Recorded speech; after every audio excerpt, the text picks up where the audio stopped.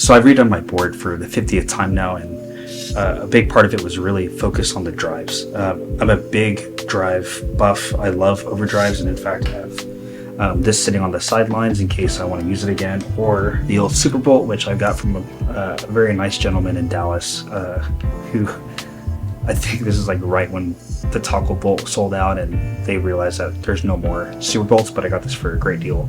The idea behind the board now was really to keep my drive section modular, but more importantly too, the approach to gain structuring being more focused now on less stacking and stages and more on texture.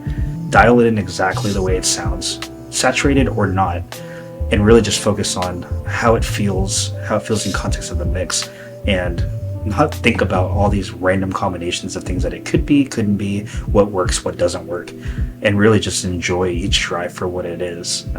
So let's look at the drives that I have currently on my board. So this is my board here, kind of a rough wiring. I still got to redo this side here, but I do want to go through the drive section in particular for this. So first in the chain is the Vander drive-through, and I actually got this from Jem. Like, he hand delivered it to me in Australia when I was out there last year, and I was going to sell it or give it away, but it's kind of a sentimental piece, and it's kind of currently right now staying on the board. And I think the whole approach to this was to really try to be mindful that these things can be swapped out, because right here this would fit just fine, as well as ironically this guy can fit right there as well. So it gives me some options to swap some things around. Followed by that is the Mullet drive by Stoll, and this thing's a really interesting pedal, and I'll go into that further in the video and just talk about why all of these even belong on the board, because they all do something different. And then of course we have the ProAnalog dual drive version 1. Even though the casing is marked version 2, this is a V1. And then followed by that is the cult classic Kilt, and I recently got this in trade of my Overdriver. I'm still trying to figure out where I want to put this in terms of gain, but well, I guess the best way to explain it is just it all sits differently in the mix. So let's check it out. So here we've got the clean tone going through the Boss GT1000 for all my amp modeling with the BigSky MX on cloud. Just one algorithm running at the moment with the HX1 transistor delay. So this is pretty much what the clean sounds like. I'll turn the delay off for just a second.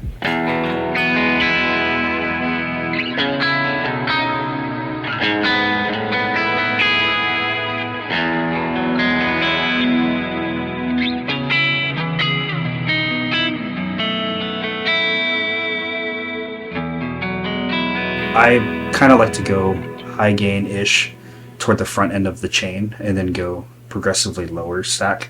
So we'll go through the drive-through real quick. And right now I have both sides on, but the gain is running at about 11 o'clock. The Vander drive-through I actually found was really interesting because even though it's reminiscent of a Timmy Lightspeed combination, it has a really cool like under your finger feel when you're playing through it. It's kind of chewy. And I think it's great for if you're using like rhythm stuff where you kind of need something that's a little more chuggy that feels really good but not as stiff. So this is how I have it set with the treble almost at noon.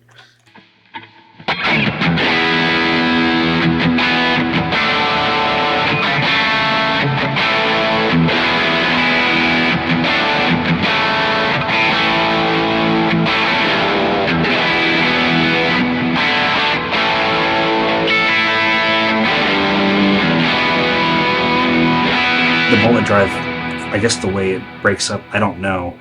It sounds a little wider, less focused, and I like it a lot for lead stuff where I'm able to do just something more leady that has kind of a really full feel under the fingers, but also in like that low mid range.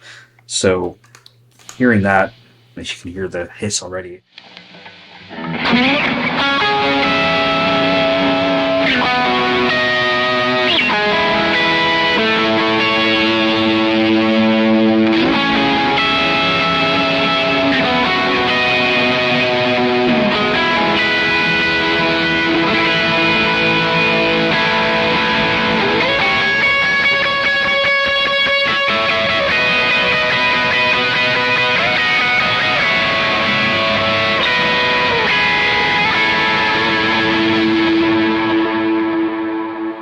So again, we'll go clean tone again, just real quick.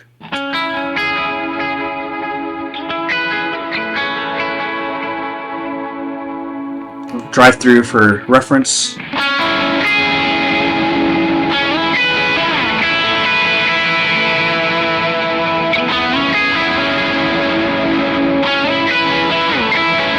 And then the Stoll Mullet drive here.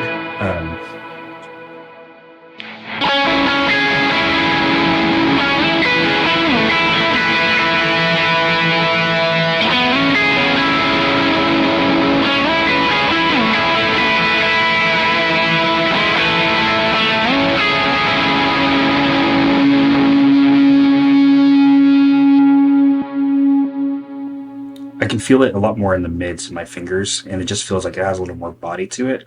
I guess you could say energy, for lack of a better description. These ambiguous overdrive terms to describe overdrives. Moving on to the ProAnalog, I have it set to where I can toggle between the clean and the drive, and the gain runs at about 11 o'clock again. And this one has a very interesting mid-range. It's not quite as open and bright, I would say, as the Kilt, but it's weird because it's still clear. I don't know. Let me just go back again for the clean tone so you can hear.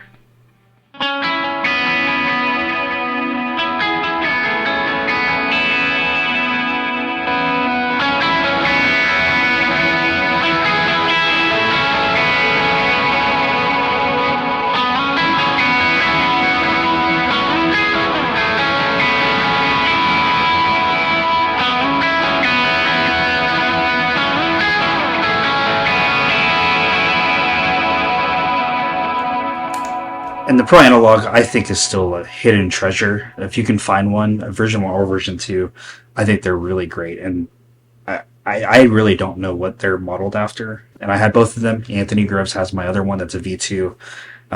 So Anthony, if you're watching this, I hope it sounds as good for you as it did for me. And moving on over to the Kilt. The Kilt I have with both switches down, low cut is off, no boost in this case, but volume's almost maxed out. Tone is 11 o'clock. 11 o'clock for gain. And this is, again, clean tone.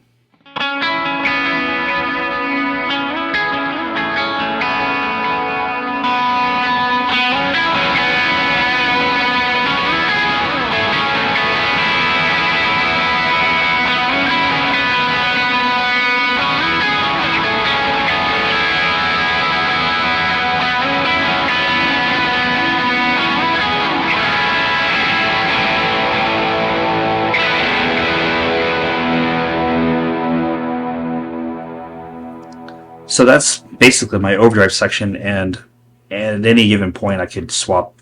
If I really wanted to, I could stack, but I really just like how open it is, and if I'm playing anything that's rhythm-based or even just lead-based, I can really get into more of a clean but dirty saturation thing. It might just help if I show you.